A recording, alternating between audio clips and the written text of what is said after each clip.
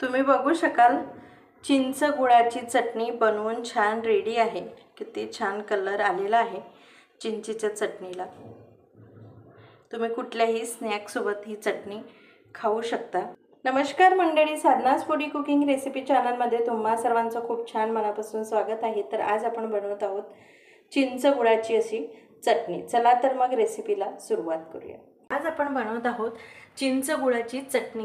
प्रत्येक आपण पदार्थ बनवला, समोसा, कचोरी, कुठलेही एखादा स्नॅक्सचा पदार्थ आपण बनवला तर त्याच्यासाठी आपल्याला कोथिंबीर किंवा चिंचेची चटणी ही लागतेच। तर आज मी तुम्हाला दाखवत आहे चिंच आणि गुळाची चटणी। चला तर मग रेसिपीला सुरुवात करूया।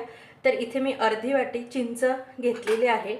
चिंचेचे मी चिंचोके वगैरे काढून घेतलेले आहेत।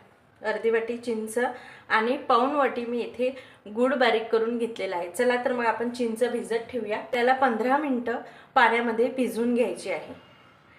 तुम्ही बघू शकाल चिंच आपली छान पाण्यामध्ये भिजलेली आहे।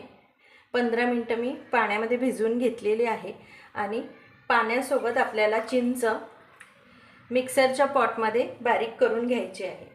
चिंच मी मिक्सरला छान बारीक करून घेतलेली आहे। चला तर मग मी इथे एक बाउल घेते आणि बाउलमध्ये आपल्याला अशी चाळणी ठेवून घ्यायची आहे आणि ही जी चिंच आहे ती सर्व याच्यामध्ये मिक्स करून घेऊया।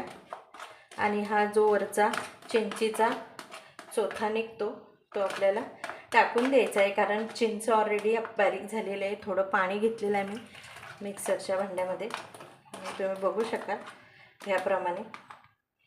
चला तर मग आपलं चिंचेचं मिश्रण रेडी झालेलं आहे।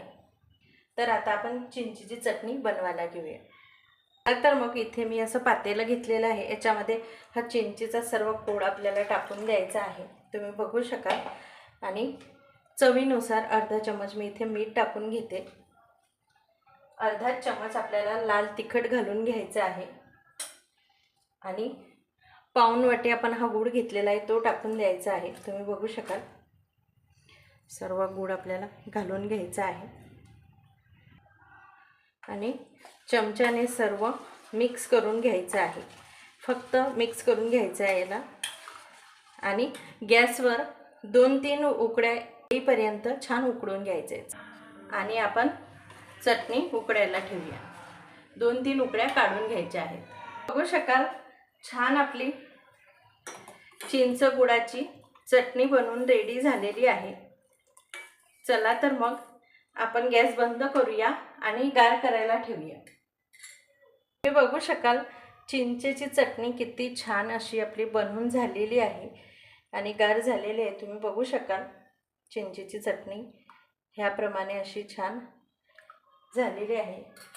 तर तुम्ही कुठल्याही स्नॅक सोबत, समोसा, कचोरी, वडापाव, कुठल्याही स्नॅक सोबत ही चिंच गुळाची चटणी खाऊ शकता। चला तर मग चिंचेची चटणी बनवून रेडी आहे।